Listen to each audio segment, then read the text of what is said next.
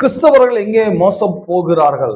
அநேக கிறிஸ்தவர்களுடைய நம்பிக்கை என்னவென்றால், பிசாசினால் மனிதர்கள் மோசம் போக்கப்பட்டு கொண்டிருக்கிறார்கள் என்று நம்புகிறார்கள். ஆனால் வேதம் முழுவதும் அதுக்கு எதிர்மறையான விளக்கத்தை நமக்கு தருகிறது.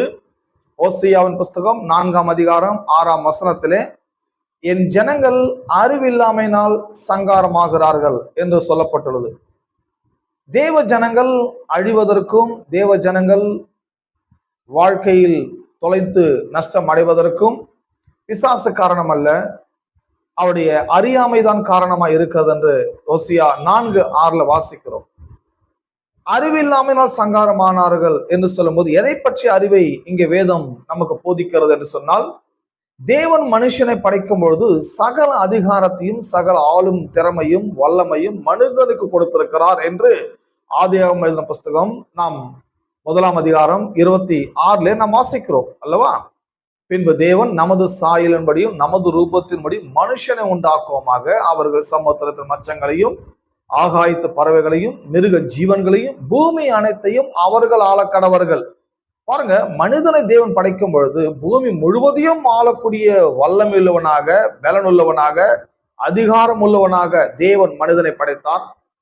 மனிதன் இந்த வல்லமையும் அதிகாரத்தையும் ஏதேனிலே இழந்து போனான். கடவுளுடைய சித்தத்தை, கடவுளுடைய கட்டளைகளை அங்கே தொலைத்து விட்டான்.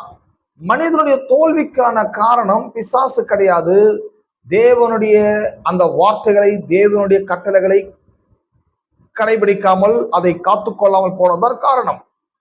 இதற்கு பிசாசு அவனை தூண்டிவிட்டான் எல்லாம் பார்க்கிறோம். பிசாசு சொன்னான், இதை நீங்கள் புசிக்கிறனாலே சாக மாட்டீர்கள். பாருங்க, அறிவு இருந்தா அவன் அதை செய்வானா?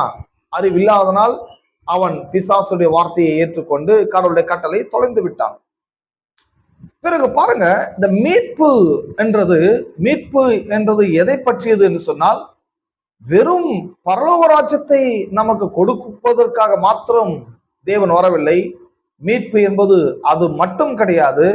மனுஷன் ஆதியிலே எந்தையெல்லாம் இழந்து போனானோ, இழந்து போன அனைத்தையும் திரும்ப கொடுப்பதுதான் மீட்பின் வேலையாக இருக்கிறது. கல்வாரி சிலுவையிலே இயேசு கிறிஸ்து மரித்து உயிர்த்தெழுதலுக்கு பிறகு மனிதன் இழந்து போன அனைத்து வல்லமைகளையும் அனைத்து அதிகாரத்தையும் தேவன் திரும்ப மனிதனுக்கு கொடுக்கிறார். அவர் பரமேறி செல்லும் பொழுது அதுதான் வாசிக்கிறோம், வானத்திலும் பூமியிலும்